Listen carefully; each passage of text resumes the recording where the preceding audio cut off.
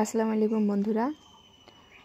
ঈদের দিন সকালবেলা আমি হাতের কাজকাম সেরে গোসল করে এখন সেমাই রান্না করার জন্য চলে আসলাম।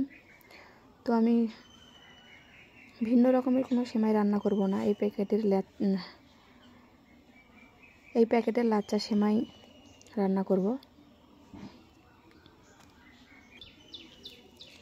তো আমি প্রথমে পাতিলে দুধ দিয়ে দিয়েছি, তারপরে দিলাম তেজপাতা, দুটো সাদা এলাচ, কাজু বাদাম দিয়ে দিলাম কিশমিশ। এখন আমি চিনি দিয়ে দিলাম, দিয়ে এটিকে আমি ভালো করে বলক তুলে নিব। দুধে আমার বলক চলে এসেছে, এখন আমি এর মধ্যে লাচ্চা সেমাই দিয়ে দিব। আমি এর মধ্যে সেমাই দিয়ে দিচ্ছি। এখন আমি এর মধ্যে সেমাই দিয়ে দিলাম। সেমাইটা দেওয়ার সময় চুলার জালটা বন্ধ করে দিয়েছি।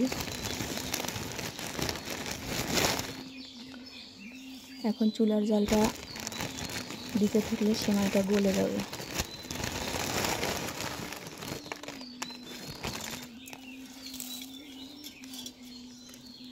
আমি ঢাকনা দিয়ে ঢেকে দিলাম। তো বন্ধুরা, এই হচ্ছে আমার সাধারণ লাচ্চা সেমাইয়ের ফাইনাল লুক। দেখেন, দেখতে কত সুন্দর লাগছে। একটুখানি সেমাই খাওয়ার পর ঈদের সালাত আদায় করে নিলাম। আমাদের এখানে মহিলারাও একসঙ্গে দল বেঁধে ঈদের সালাত আদায় করে।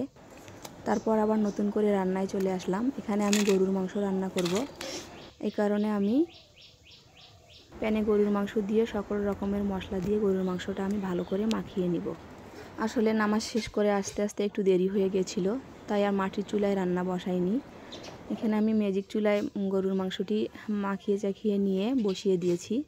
তারপর আবার রাইস কুকারে সাদা পোলাও বসিয়ে দিয়েছি।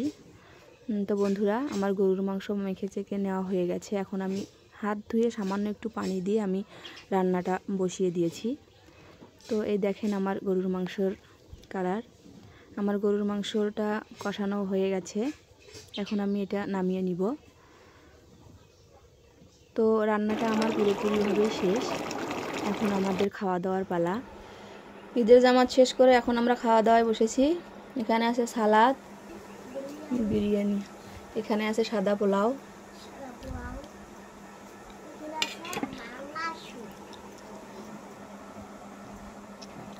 এখানে আছে গরুর মাংস। আর বিশেষ কিছু নাই। এখন আমরা সবাই খেতে বসবো। ঈদের দিন আসলে মূলত এই খাবার দুটাই বেশি চলে আমাদের মুসলিম পরিবার। আর গ্রাম এলাকায় তো এটাই অনেক কিছু। তো আমার হাজবেন্ড মনোযোগ সহকারে খাইতেছে, খুব খিদা লাগছে আসলে। আমার মেয়ে সিনহা সাদা পোলাও খাচ্ছে।